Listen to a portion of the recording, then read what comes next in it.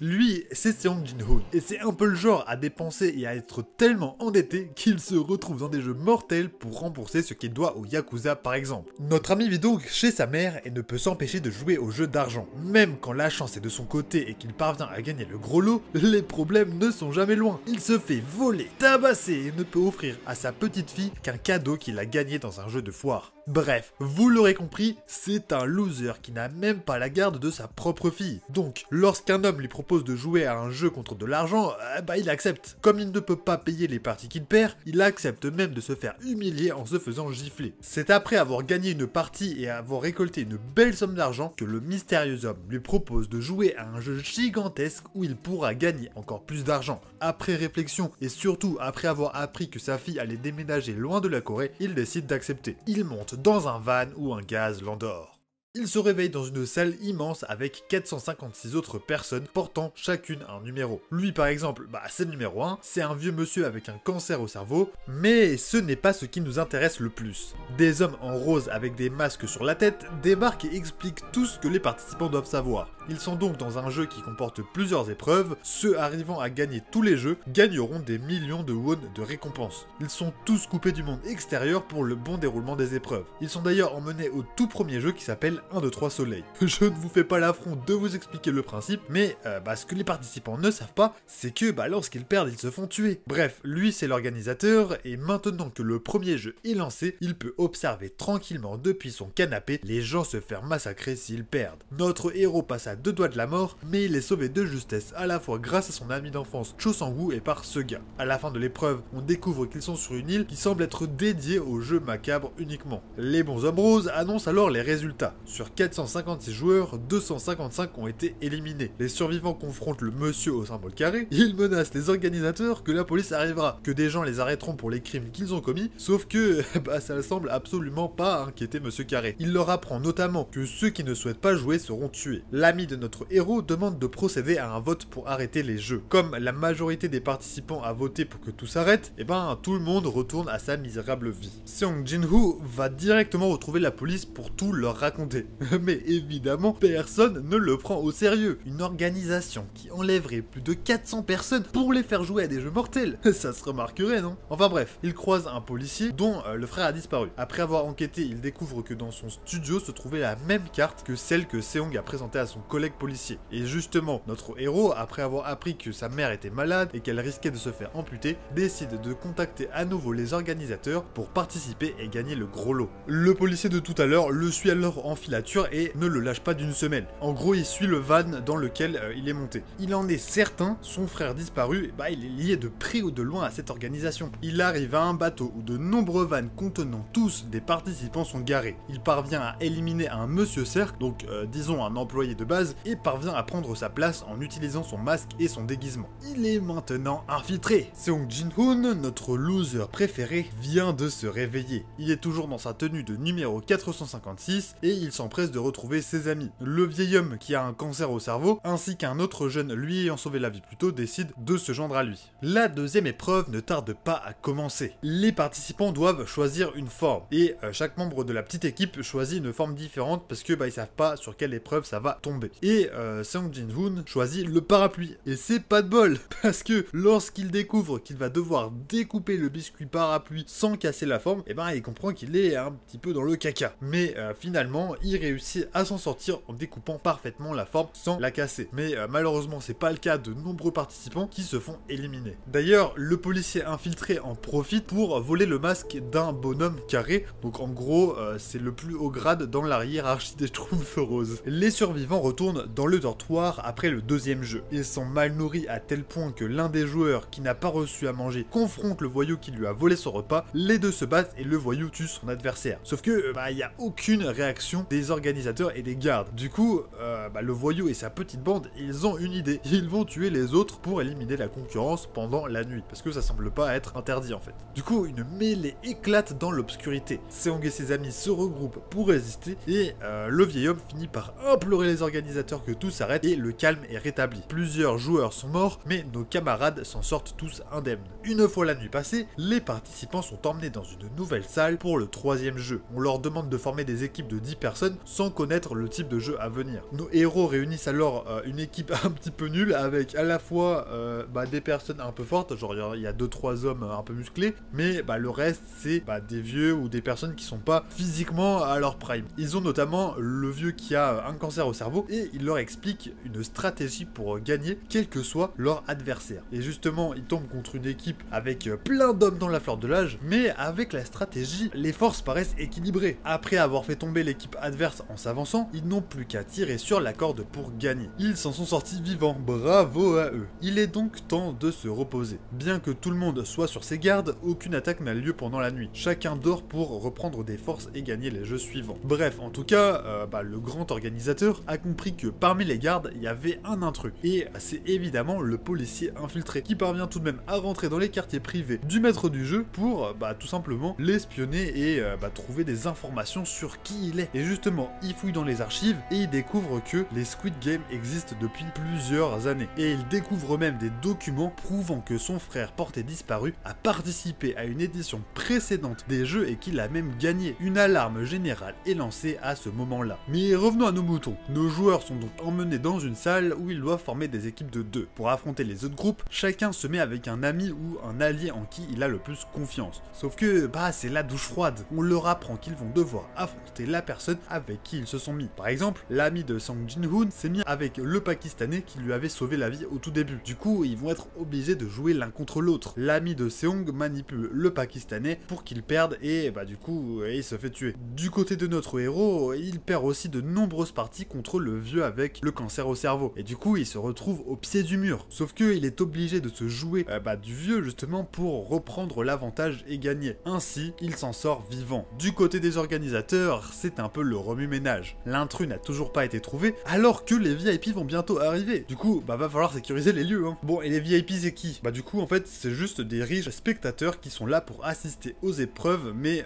du coup en IRL, tout simplement. Et justement, cette épreuve suivante, c'est l'épreuve du pont de verre. Nos participants préférés, après avoir choisi un numéro de passage, doivent traverser un pont. En fait, j'ai la flemme d'expliquer, du coup je vais laisser MrBeast le faire. Now at the glass bridge set, and look at how insane this thing looks. It is amazing. And bring out the contestants. I can't wait to see the look on their faces. 2 platforms you can jump on. One will drop you and one will hold you. Start the... Bref, du coup vous l'aurez compris, ils doivent atteindre le bout du pont avant la fin du temps imparti. Les participants tombent les uns après les autres. Finalement, notre héros, son ami ainsi qu'une jeune femme s'en sortent de peu. À quelques secondes près, ils étaient morts. S'ils ont réussi, c'est aussi parce qu'ils étaient abonnés à ma chaîne et qu'ils ont laissé un pouce bleu et un commentaire. Clin d'œil, clin d'œil. D'ailleurs, n'hésitez pas à faire un tour sur mes autres vidéos histoire complète si cette vidéo vous plaît. Ça serait top, je suis sûr que vous trouverez votre bonheur. J'ai fait pas mal de grosses séries, dont notamment The Walking Dead, Breaking Bad, Prison Break. Vraiment, vous trouverez votre bonheur. Sur ce, on va continuer. Mais revenons voir notre policier infiltré qui vient de prendre la place d'un des membres du service des VIP.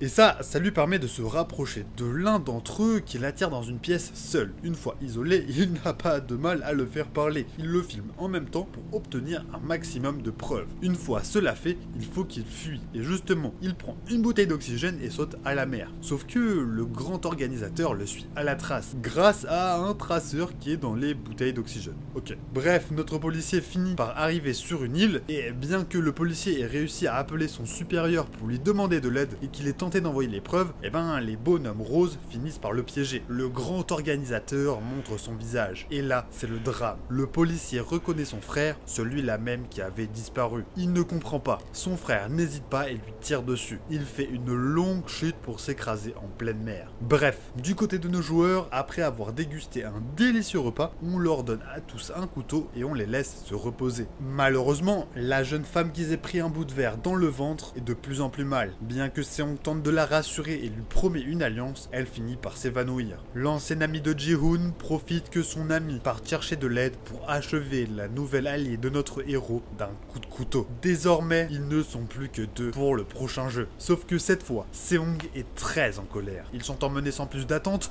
au dernier jeu. Son nom, le Squid Game ou le jeu de la pieuvre. En fait, je pourrais vous expliquer les règles, mais disons que nos 2 joueurs préfèrent en finir à leur manière. Soit l'un des 2 gagne, gagne, soit l'un des deux se fait tuer pendant le jeu. Du coup, nos deux concurrents se jettent l'un sur l'autre et se battent. Sauf que, oh, c'est beau le pouvoir de l'amitié. Ils arrêtent de se mettre des patates, mais l'ami de Seong, qui se sent coupable de tout le mal qu'il a fait, se suicide pour permettre à son frère de toujours de gagner. Comme le jeu est terminé, notre héros est jeté dans la rue comme un déchet avec sur lui une nouvelle carte bancaire. Il a bien gagné les 45,6 milliards de won, soit environ 33 millions d'euros. Bien qu'ayant gagné tout cet argent, il n'est même pas heureux. Il rentre chez lui et découvre sa mère morte. Bien qu'il soit devenu riche, il aura perdu dans l'histoire sa mère ainsi qu'un de ses meilleurs amis. Un an plus tard, on retrouve Seong en bien meilleure forme. Non, je rigole bien sûr, c'est maintenant un SDF sale et déprimé. Un soir, une femme vient lui parler et lui demande qu'il achète une rose pour l'aider. Il l'achète et découvre une carte spéciale où un homme l'invite à le rejoindre dans une tour. Il se rend sur place et découvre avec stupeur le vieux monsieur qui était mort dans le jeu, celui-là même qui avait une tumeur au cerveau. Il lui révèle être en réalité très riche et avoir créé les Squid Game pour s'amuser un peu. Cette discussion n'aura pas été inutile car elle pousse notre Seong à se reprendre en main. Il se fait beau et visite les familles de ses amis pour leur venir en aide, leur donner de l'argent et tout et tout. Finalement, il se prépare à aller aux États-Unis pour retrouver enfin sa fille et lorsqu'il croise dans le métro le même homme qui lui avait proposé de participer au Squid Game au tout début de l'histoire. Il appelle l'organisateur juste avant de monter dans son avion mais finalement fait demi-tour. Il veut combattre les Squid Game mais il comprend qu'il est surveillé et après inspection de son corps, il découvre un traceur juste derrière son oreille qu'il retire. Quelques temps se sont écoulés. Notre cher policier qui a fait une chute de plusieurs mètres dans la mer se réveille enfin. Mais vu que le système de police a l'air d'être tenu par des clowns, personne n'est parvenu à retrouver ce que notre flic préféré a découvert. Même son chef le prend un petit peu pour un fou. Comment, bon Dieu, une organisation pareille aurait pu exister sans que personne ne s'en rende compte? Ha ha ha ha ha. Abonne-toi. Quant à notre pote Ji-hoon, il est cloîtré dans un hôtel qu'il a acheté. Il utilise ses millions de won pour retrouver le recruteur, c'est la seule piste qui peut le mener au maître du jeu et donc au Squid Game. En gros, il paye une bande de bras cassés pour parcourir le métro de Tokyo de long en large et en travers. Et finalement, un jour, ça y est, le chef de la bande des bras cassés et un de ses copains voient le recruteur. Et les deux appellent Ji-hoon. Ensemble, ils partent à sa poursuite. Sauf que nos deux abrutis se font neutraliser par le recruteur et se retrouvent attachés. Ils doivent jouer à un jeu mortel, une espèce de roulette russe avec 1, 2, 3 pierre feuille ciseaux, ça n'a aucun sens. Et finalement, le chef se sacrifie pour permettre à son ami de survivre. Ji-hoon les retrouve et le recruteur finit par se tirer une balle dans la tête après lui avoir donné une carte de visite pour retrouver l'organisateur. Le policier, malgré l'incompétence de ses supérieurs, continue de mener l'enquête et justement, il retrouve la trace du recruteur et de Ji-hoon dans l'hôtel. Lorsqu'il arrive, c'est déjà trop tard, le recruteur est déjà mort. Mais ils décident tout de même de s'allier à notre héros malgré la situation. S'ils unissent leurs forces, ils auront beaucoup plus de chances d'arriver et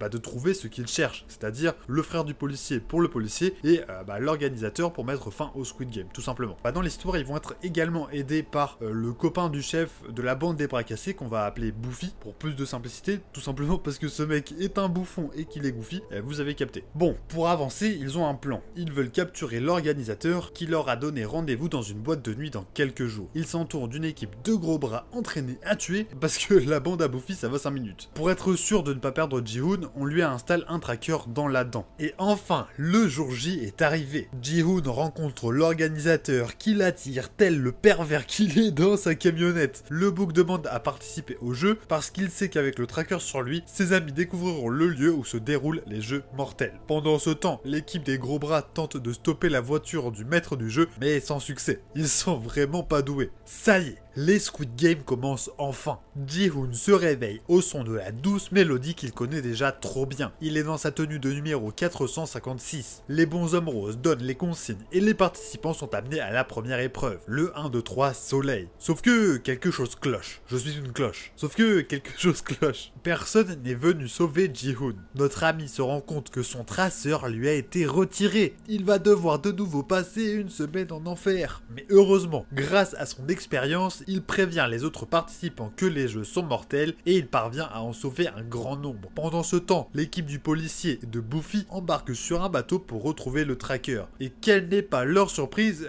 lorsque justement ils découvrent qu'ils se sont fait balader. Ils comprennent qu'ils ont une semaine pour retrouver Ji-hoon et que chaque jour passé augmente drastiquement les chances que notre ami meure. Heureusement, ils vont pouvoir faire confiance au capitaine du bateau, le même homme qui a repêché le policier après s'être fait tirer dessus par son frère. Lui connaît bien les alentours et ses connaissances pourraient se révéler super utiles. Bref, revenons à nos joueurs. Après être retournés dans le dortoir, ils exigent un vote pour continuer les jeux ou bien repartir. Et bien que Ji-hoon ait tenté de les convaincre de repartir tout simplement, ils sont beaucoup trop endettés pour arrêter là. Le vote se conclut avec le joueur 001 qui vote en faveur de continuer les jeux. À une voix près, tout le monde pouvait rentrer chez lui. Et ce joueur 001 qui a fait pencher la balance n'est autre que l'organisateur, le frère du policier, qui participe au Squid Game du coup. Rapidement, Ji-hoon se fait des amis. Il retrouve notamment ce gars qui était son pote à l'époque. En fait, à cause de soucis d'argent, il s'est retrouvé là, tout simplement. Le joueur 001 fait également copain-copain avec Ji-hoon. Bref, tout ça pour dire que le deuxième jour, mais surtout le deuxième jeu arrive. Les participants sont emmenés dans une cour d'école où ils doivent former des équipes de 5. Chacun des membres devra jouer à un mini-jeu. Dès qu'un mini-jeu est gagné, l'équipe passe au suivant, etc. Ils ont évidemment un temps limité pour tous les terminer et s'ils n'ont pas fait le tour du terrain et donc qu'ils n'ont pas gagné les 5 mini-jeux, ils se feront tuer. Simple et efficace. Bon, les équipes passent les unes après les autres et c'est enfin le tour de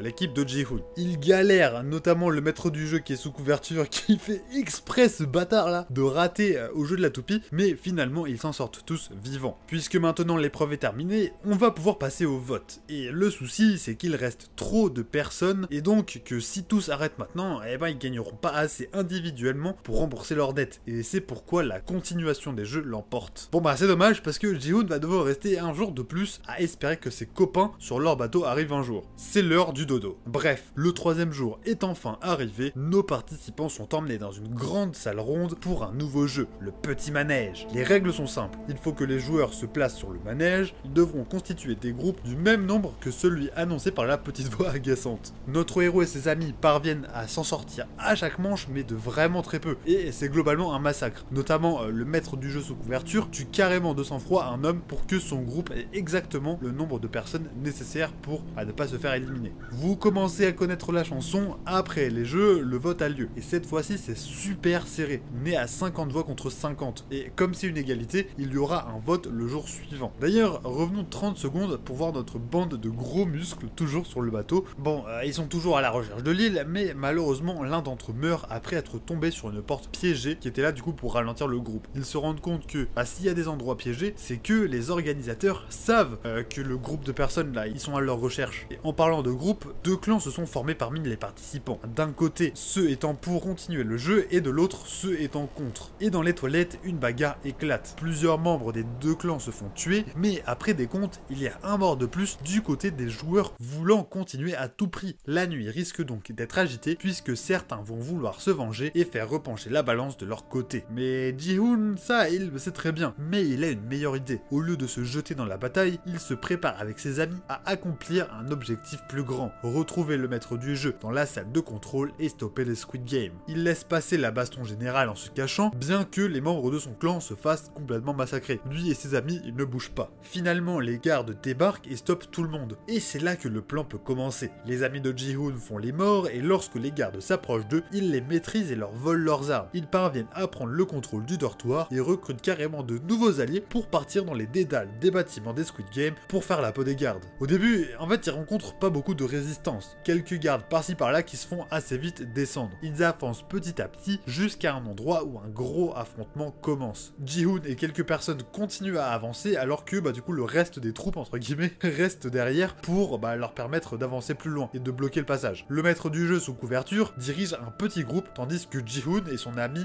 dirigent un autre. Sauf que là encore, ils rencontrent une vague de soldats qui les empêche d'aller plus loin. Finalement, le maître du jeu trahit tout le monde et parvient à renverser la situation. Ji-hoon lui-même ne pense pas une seconde que l'homme qui l'avait jusque-là aidé est en réalité l'organisateur. Il pense seulement que son pote est mort en se sacrifiant. La rébellion des joueurs est arrêtée et Ji-hoon est fait prisonnier. Tous les autres rebelles se font éliminer. Voilà, c'est là que se termine la saison 2 de Squid Game. Mais attention, c'est pas encore fini parce que la bande-annonce de la saison 3 est sortie il y a peu. Et qu'est-ce qu'on peut en tirer? Déjà, vu les images, on aura un jeu par équipe avec des attaquants et des défenseurs dans une espèce de labyrinthe. Il y a une espèce d'histoire de couteau, j'ai l'impression, parce qu'il y a un type qui a l'air d'être un petit peu mort. Donc peut-être que les attaquants ont un couteau et que les défenseurs en ont pas forcément, je sais pas. Ensuite, l'équipe de Gros Bras risquera d'être coincée quelque part, voire même tous tués, puisque le policier arrive sur l'île grâce à du matériel de plongée. Les VIP risquent aussi de jouer un rôle important, puisque ils vont être peut-être arrêtés par le frère du maître du jeu, donc le policier. Mais j'ai encore une meilleure théorie. Il y a un monde où, en fait, le dernier jeu, ce serait un truc du genre la fuite, où en fait, l'organisateur fera semblant de laisser entrer le policier, qui libérera les joueurs, mais